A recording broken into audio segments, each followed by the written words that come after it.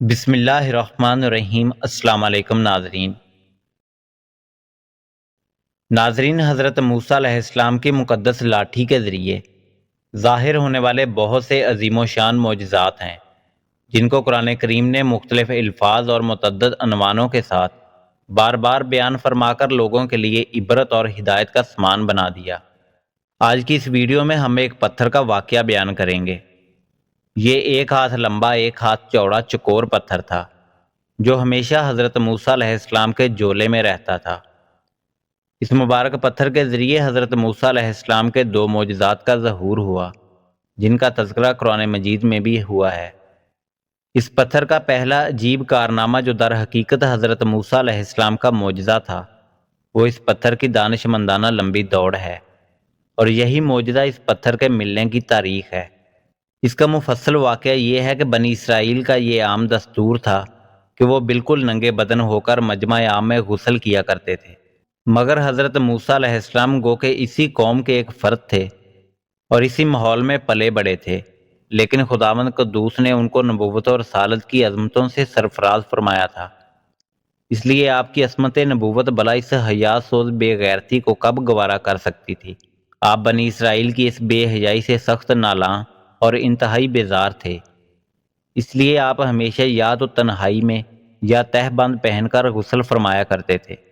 بنی اسرائیل نے جب یہ دیکھا کہ آپ کبھی بھی ننگے ہو کر غسل نہیں فرماتے تو ظالموں نے آپ پر بہتان لگا دیا کہ آپ کے بدن کے اندرونی حصہ میں یا تو برس کا سفید داغ یا کوئی ایسا عیب ضرور ہے جس کو چھپانے کے لیے یہ کبھی برہنہ نہیں ہوتے، اور ظالموں نے اس تہمت کا اس قدر اعلان اور چرچا کیا کہ ہر کوچہ بازار میں اس کا پروپیگنڈا پھیل گیا۔ اس مکروہ تہمت کی سوزش کا حضرت موسیٰ علیہ السلام کے قلب و نازک پر بڑا صدمہ اور رنج گزرا، اور آپ بڑی کوفت اور اذیت میں پڑ گئے۔ تو خداوند قدوس اپنے مقدس کلیم کے رنج و غم کو بلا کب گوارا فرماتا، اور اپنے ایک برگزیدہ رسول پر ایک عیب کی تہمت بلا خالق عالم کو کب اور کیوں کر اور کس طرح پسند ہو سکتی تھی؟ اللہ تعالیٰ نے آپ کی برات اور بے عیبی ظاہر کر دینے کا ایک ایسا ذریعہ پیدا فرما دیا کہ بنی اسرائیل کے پروپوگنڈوں اور ان کے شکوک و شبہات کے بادل چھوٹ گئے، اور آپ کی برات اور بے عیبی کا سورج آفتاب عالمتاب سے زیادہ روشن و اشکار ہو گیا۔ اور وہ یوں ہوا کہ ایک دن آپ پہاڑوں کے دامنوں میں چھپے ہوئے ایک چشمہ پر غسل کے لیے تشریف لے گئے، اور یہ دیکھ کر کہ یہاں دور دور تک کسی انسان کا نام و نشان نہیں ہے، آپ اپنے تمام کپڑوں کو ایک پتھر پر رکھ کر اور بالکل برہنہ بدن ہو کر غسل فرمانے لگے۔ غسل کے بعد جب آپ لباس پہننے کے لیے پتھر کے پاس پہنچے تو کیا دیکھا کہ وہ پتھر آپ کے کپڑوں کو لیے ہوئے سرپٹ بھاگا چلا جا رہا ہے۔ یہ دیکھ کر حضرت موسیٰ علیہ السلام بھی اس پتھر کے پیچھے پیچھے دوڑنے لگے اور کہنے لگے، اے پتھر میرا کپڑا، اے پتھر میرا کپڑا۔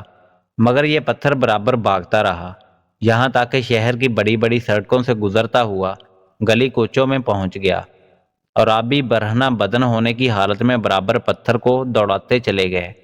اس طرح بنی اسرائیل کے ہر چھوٹے بڑے نے اپنی آنکھوں سے دیکھ لیا کہ سر سے پاؤں تک آپ کے مقدس بدن میں کہیں بھی کوئی عیب نہیں ہے، بلکہ آپ کے جسم اقدس کا ہر حصہ حسن و جمال میں اس قدر نقطہ کمال کو پہنچا ہوا ہے کہ عام انسانوں میں اس کی مثال تقریباً محال ہے۔